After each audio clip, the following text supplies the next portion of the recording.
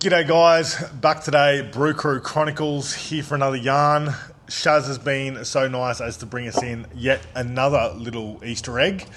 Today we have Midnight Rising Black Lager, carrying on from obviously us wanting to roll into doing that Schwarzbier, just trying different black lager-esque types. Yeah, just get an idea of like what's out there. I've only tried a handful and they're all so different. Yeah, they are, wildly.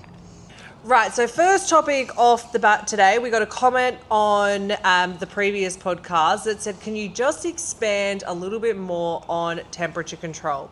So as Queenslanders, we generally are focusing on keeping our beers cooler. I put down BlackRock's BIB lager yesterday, so you can go check out that video because we're really focusing on bringing the temp down. We're not going to have this issue as much, but certainly for those southerners who are having very cool days, what do you do if your beer is getting too cold?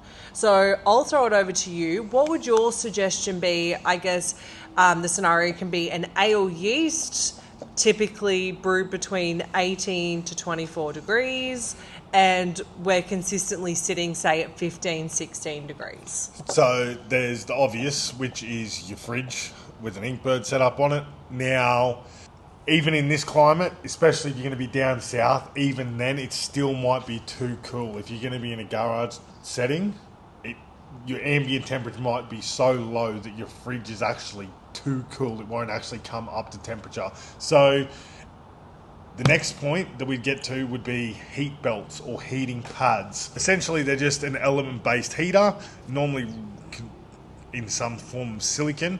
Now, the thing that you need to be extremely conscious of when using these things during winter is your brew's getting too hot, which can always happen. So you're also going to want to utilize a tool such as an Inkbird to mediate the temperature for said brew.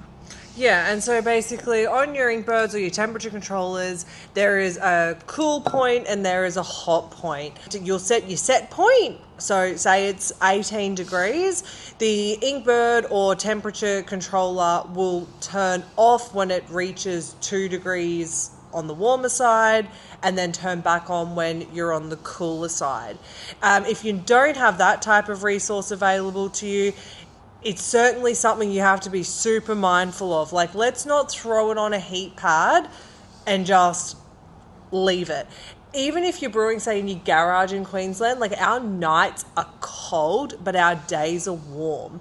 So perhaps you could use it of a nighttime, but be switching it off during the day. But this is something you're going to have to be super on top of and be constantly checking your brew's temp, because I still come from the opinion of your beer is much better to be brewed on the cooler side than what it is on the warmer side. Would you agree? Yeah, absolutely. We've had a lot of customers come through here this winter that have had prolonged brewing periods. Now, another thing you just need to be mindful of, if your brew's going down in, say, the garage, right, and it's 22 degrees during the day, it's absolutely lush. That's brilliant. If it gets down to 8 degrees at night, you need to be mindful of the fact that it's going to be in that 8-degree period for probably the best part of 8 to 10 hours. As the temperature comes up to 22 degrees, you have to be conscious of the fact you have 20 litres of wort there that's sitting at 8 degrees. So it's going to take that wort another couple of hours at least before it's even in fermentation range. So you might find that your beer is actually only fermenting for the best part of 4 or 6 hours a day. Yeah. And so this, I think we touched on it in a couple of episodes ago. Use your hydrometer to confirm fermentation's finished. Fermentation during winter, as a general rule, if you're not really strict with the temperature control, will take longer. Yep. This also then moves to a lot of guys when they're bottling are then storing their bottled beers when doing their bottle priming and conditioning in places like the garage, not somewhere overly warm. So do you want to touch on what that consequence may be? So it's finished fermenting, you've checked your hydrometer, all is said and done. You've gone, you've bottled, you've had your carb drops or your priming sugar, whatever your method is. As a typical rule, we say 2 weeks and they're done. What happens if our garage consistently is about 12 degrees and we crack it at 2 weeks? you can have a whole lot of flat beer. And so temperature is not relevant just during fermentation, but also bottling. Now, those of us who are kegging don't have to worry about this because we force carb. But if you are relying on secondary fermentation to carbonate your beer, you have to be mindful of the temperature that secondary fermentation is occurring at. Yes, the reason why is because otherwise that conditioning period is completely ambiguous. You literally have no idea when you're at an adequate level of carbonation because you literally can't test it until you crack it open. Yeah. So you obviously squeezing your bottles, if they're still super squeezy and they're not nice and taut from the CO2 that's being produced, that's going to be a decent giveaway. But if you've consistently secondary fermented at about 20 degrees and it takes 2 weeks, awesome. If you're down now substantially, you may have to give it 3 weeks. If you crack it at 3 weeks and it's flat, it's not buggered. There's nothing wrong with it. You just have to leave it longer. And yeah, sometimes that sucks. I don't have a solution for you. Sure, you can bring them inside. I'm sure the ambient temperature inside is not going to be too warm to bugger them, but sometimes good quality beer takes patience. The other thing is too, you don't want to get so low on stock, get to a point where you're getting thirsty and then rush this process. The byproduct of that is going to be a bad product, unfortunately. We've spoken about this numerous times before. Yeast being a microorganism, it likes to be healthy, it likes to be brewed in the temperature range in which that it's specified. If you rush this by say winding a heater element around it, yes. Will fermentation take place? Absolutely. The byproduct of that is going to be a poor quality product, unfortunately. And it lacks consistency. Be consistent with it.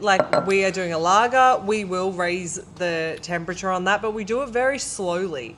We do it gently. We acclimatize the beer. You don't just want to go from 16 degrees in your garage to a heated room just for the sake of conditioning your bottles a week faster. All right, we're going to crack open another black lager because I've got 2 with us today, and then we'll get on to the next point. Heads of Noosa for this one. So this one actually comes very highly recommended. So I'm really eager to give this one a go. What were your thoughts on this one? I quite enjoy it, if I'm honest. It's not too roasty. It's not too bitter. Not too pungent on the tongue. It's almost quite sessionable, if I'm honest. Yeah, and so this is where I'm really liking the black lagers because you get all the beautiful things that dark malt brings without it being ridiculously gutsy. There's that dry crispness. I thought the Green Beacon was a little bit undercarbed, but it does seem to be a common thing amongst this style. Yeah, absolutely. Not that though. That carbonation's actually fucking brilliant. This one's actually pretty good. Yeah, it's a little bit lighter on the tongue too. This is what I think I want to achieve. Yep. I don't want a real prominent coffee taste, and that's what I get with Green Beacon. There's one thing that I'm struggling to narrow down which part I like about this. This is almost slightly on the crisper side, but not quite crisp like a lager is. It's just different. And I wonder, this Heads of Noosa is actually a Japanese lager, so you asked me if it's a rice lager. Don't know. But I'd be interested to find out because does that also then add to that real, lightness? So carrying on from the last point, but more being in relation to kegging, I wanted to throw around the term cold crashing. So this is something that we haven't brought up, but we have had a specific customer come in over the last couple of weeks who has disposed of what we believe would have been very good beer because he had concerns of how cloudy or hazy that it was prior to kegging. So I'll let you basically let us know what cold crashing is and why we do it. Cold crashing is just the act of settling anything in suspension in the wort, essentially. So any yeast, any leftover malt. The process of it is essentially sticking your fermenter inside of a fridge sort of between 2 and 4 degrees. Obviously anything that's cold is going to be more dense. So all you're doing is dragging all of the yeast, malt, extra stuff inside of the beer out of suspension, and it'll cake up as trub in the bottom of your fermenter. So you can certainly keg prior to cold crashing. The downfall of that is that anything that's in suspension will basically end up into the bottom of your keg. Some people care about it, some people don't. I don't really care which way you go about it. But if you are fermenting and concerned about, I guess, what your wort currently looks like, and it is cloudy, or you see some floaties, or you see things going on, utilize something like cold crashing. Now, can you also touch on why people who are going to be bottling would not be cold crashing? For the point that I just touched on is yeast in suspension. When you cold crash, you're essentially knocking yeast out of suspension. There is always going to be some yeast cells floating around inside of the wort, but what you don't want to do is lessen it to a point in which that it's going to stress the yeast. Main reason being is because you potentially have ineffective secondary fermentation, and the other point is stressed yeast is obviously going to provide off flavours. And then also to the fact of when you're bottling and conditioning those or priming those bottles, you are then bringing them back to room temperature. So you don't want to be having a beer that's fermented at a set temperature. You've dropped that dramatically to cold crash, and then you've brought that temperature back up for secondary fermentation. Yeah, you wouldn't want to be doing that at all costs with any sort of beer. That's right. And just relays back to the whole consistency with your beer temps, with your brewing. Yeast appreciates that. Last point on my list was a comment that I got on the YouTube channel off the back of our what we wouldn't do as new home brewers. It was a really valuable comment. You can go check that out in that video if you'd like to. The bit that I really found was valuable was avoid watching American-based content as Aussie brewers. So his main point was a lot of American content is doing small batch, fermenting in 5-litre demijohns. And he basically said if you walk into an Aussie home brew shop, one of us behind the counter is going to look at you like you have two heads. The other thing that I also thought was really valuable to pick up on was America doesn't have the excise tax that we have. So alcohol in the States is actually much more affordable. So the style and what home brewers are doing in the States is actually very different to what we seem to be doing here. There's obviously a minority of home brewers that are brewing like that. But certainly the majority of customers that we have, and there's a large amount of home brewers doing things like extract. Ultimately, extract here saves us money.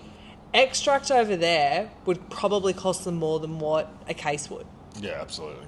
And touching on that point, homebrewing in the States seems to be like more of like a niche, eclectic style of hobby because if you can think about it from us, especially as Aussies, I can't imagine going through a 2 or 3 week process to brew a 6-pack of beer. Why would you? And honestly, it's not going to last me the first hour on Friday. A 6-pack to last you 3 weeks. Good on you. You're better than what we are. Exactly right. So it's just a different market. They're two entirely different areas. And like you said, you actually brought this point up to me, which I hadn't really thought about it. They don't have these extortionate excise prices by the ATO. And I think there's not many places in Australia that have the temperature and the environment that they have over there. So like it's literally snowing. So this then comes back to things like the temp controlling.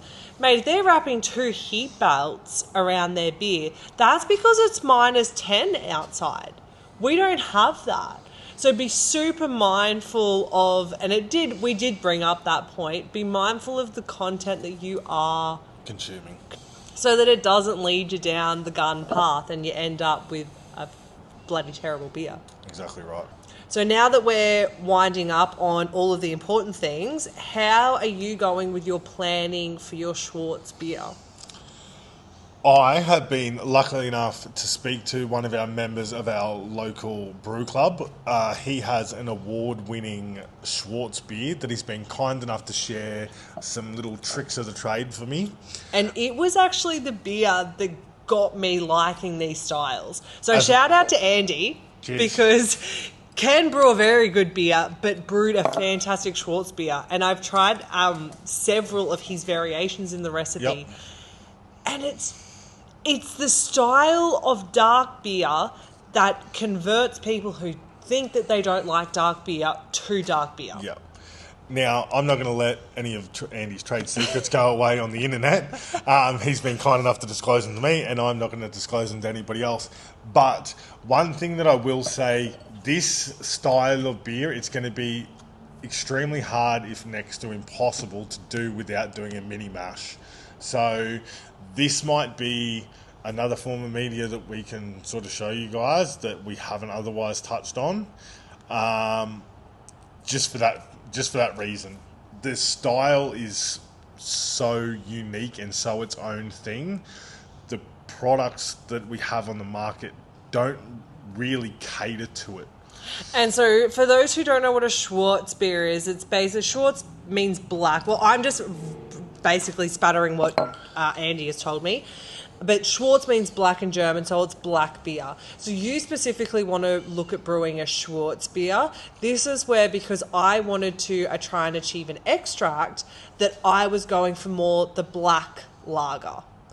Now, whether or not we can achieve something, I guess time will tell.